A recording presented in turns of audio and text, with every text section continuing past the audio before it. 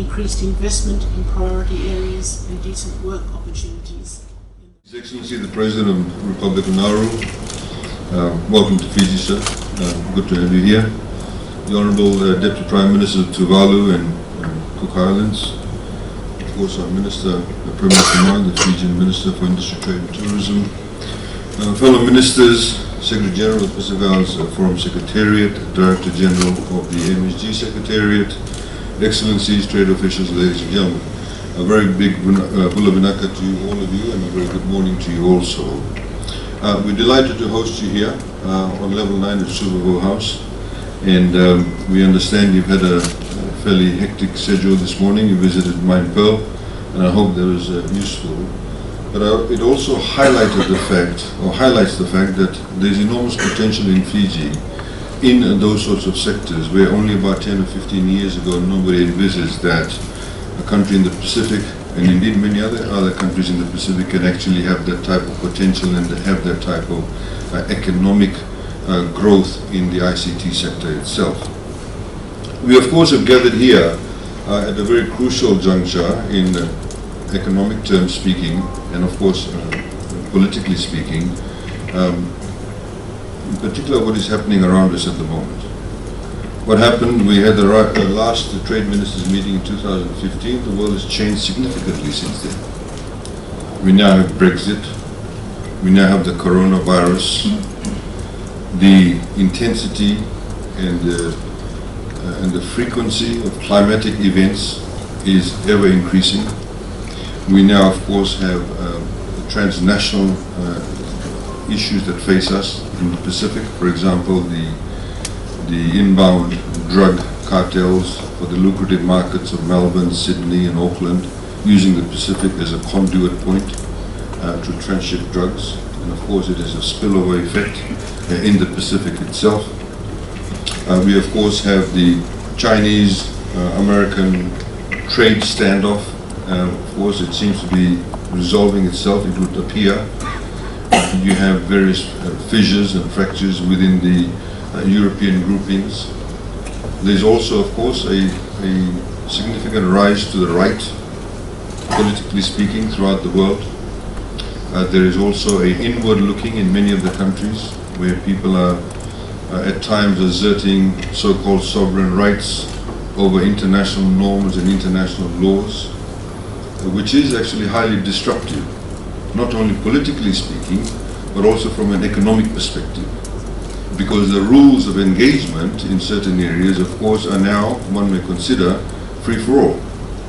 There are those who want to adhere to the established norms, established rules, established international law, and there are others who don't want to, asserting that sovereign rights supersedes international norms.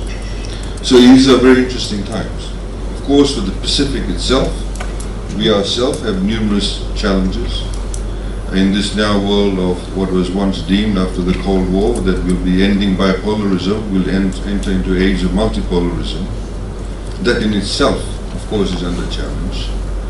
And Fiji, of course, including many of the other Pacific Island countries, have recently been under the spotlight as a region or as an area where perhaps some geopolitical issues are being played out. All of this need to be taken into context whilst we talk about trade. A country like Fiji has 70% of the population below the age of 40. And I'm sure many of the other Pacific Island countries have similar challenges, but also opportunities with a younger population base. So what do we do as trade ministers?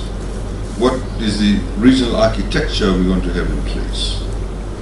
What sort of regional cooperation are we talking about? Are we going to, for example, maintain our traditional relationships within the region itself? Are we going to be a bit more broad-minded?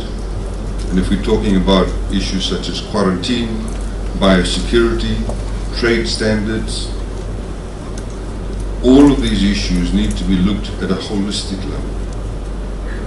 They cannot be restricted only to the region itself. In particular, if the Pacific wants to make itself a lot more marketable to regions outside the Pacific region itself.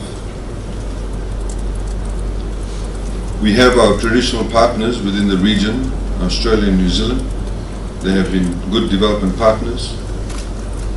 But we also need to understand that the economic disparities between Australia and New Zealand and the rest of the Pacific Island countries is quite significant.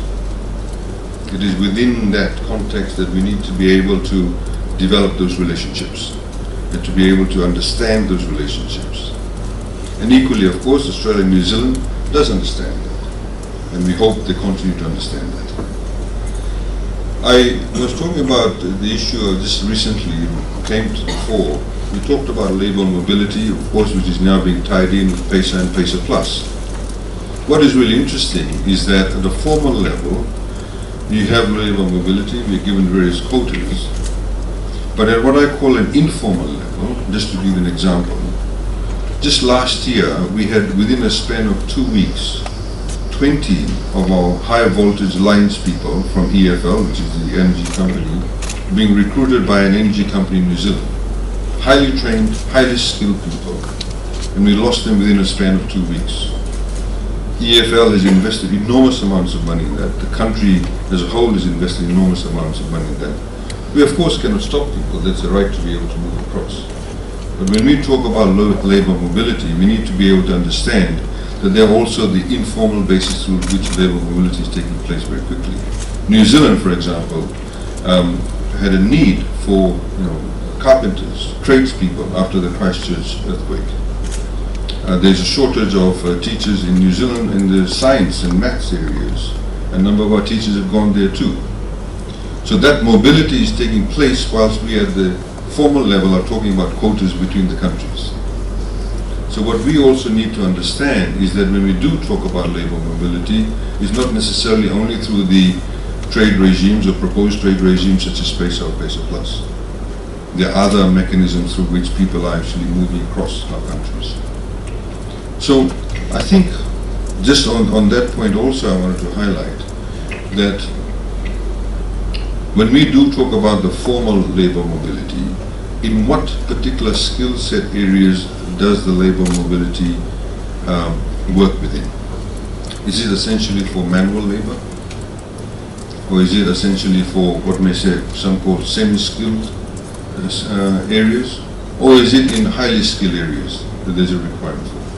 Because at the end of the day, as we found, to give you a live example, when we had lots of people from Fiji, tradespeople moving across to New Zealand, we ourselves are now importing labor from Bangladesh, from Philippines, from Indonesia, because when our economic development took off, our growth rates were high, or after Cyclone Winston, there was a huge rebuild, we required people to construct buildings. And if our people are away, we need to import labor from other countries too. So these are the kind of the pressures that we may have. These are the kind of challenges we have. So I hope that in your gathering this morning, you'll be able to elucidate these issues in a lot more sort of highlighted or significant manner, to understand those types of realities. We of course need to strengthen our various regional trade mechanisms that we have picked up. We also have the Melanesian trade agreement. Of course it does not involve all the other Pacific Island countries, but there's an opportunity to do so with the island nation states that we have, and how we can expand those types of relationships. Because it is quite telling now, of course, ladies and gentlemen, my honourable ministers and Mr. President, that the economic power base, of course, is shifting quite significantly. Notwithstanding coronavirus, by 2039, the Chinese economy will be 10% bigger than the American economy. Currently, it's about 2/3 the size of the US economy. You have other emerging economies within Indonesia, in Malaysia, but Indonesia more so. It's one of the largest populated countries in the world. So how are we positioned with those countries? How are we positioned with the Koreas and the Vietnams? We are finding now that a lot of our investors who are putting up large warehouses in Fiji, in fact, are now going to Vietnam to source steel structures. It's become another market that we need to look at. How are we operating with each other in respect of inter-island shipping in terms of airline connectivity? Most certainly in Fiji's case, we now see ourselves not necessarily as the final destination, but indeed more as a transit hub. So because Fiji Airways has the connectivity to all the major cities except in South America that rims the Pacific Ocean, we see ourselves more as a transit hub. So what we have done in recent times is that we're saying that if you transit in Fiji for less than 72 hours, you don't actually pay a departure tax. So those are the kind of positionings that we need to be able to ensure that we put in place to be able to make ourselves a lot more attractive and to be able to ensure that we, of course, are able to mitigate some of those risks that we face. The reality of the matter is that the potential to export outside the region, in many instances, are quite limited. We are competing with markets or manufacturers that do have large-scale manufacturing. Even a lot of the manufacturing from Australia and New Zealand has moved to the Asian region. We, in Fiji, for example, believe there's a lot of potential within the region itself. Or you're able to create niche markets. I'll give you an example. Fiji had something like 22,000 workers in the garment industry when we had duty-free access into the American market to export our garments. When that was stopped, the numbers dropped from about 22,000 garment workers all the way down to about 2,000.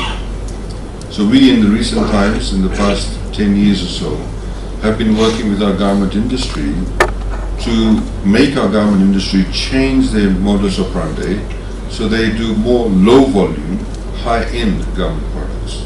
So we now have suppliers in Fiji that export garments, for example, 300 pieces maybe of a blouse top or a particular shirt. It goes directly into the plane, straight into the retail shop without it being warehoused. So it makes it a lot more attractive. So how do we actually, reposition ourselves? Copra, sugar, now prone to very low world global prices. So if they are the traditional sources of revenue for us, what are we going to do? What sort of value adding are you going to do? And there needs to be a very nuanced approach to assessing trade relationships between ourselves, with our larger partners, Australia and New Zealand, but also outside the region. This is why, for example, trade standards are very, very important. This is why we need to also understand that quarantine should not be used as a means to stop trade too. If it is not necessarily something that is highly required to protect the biosecurity or the environmental standards of various other countries.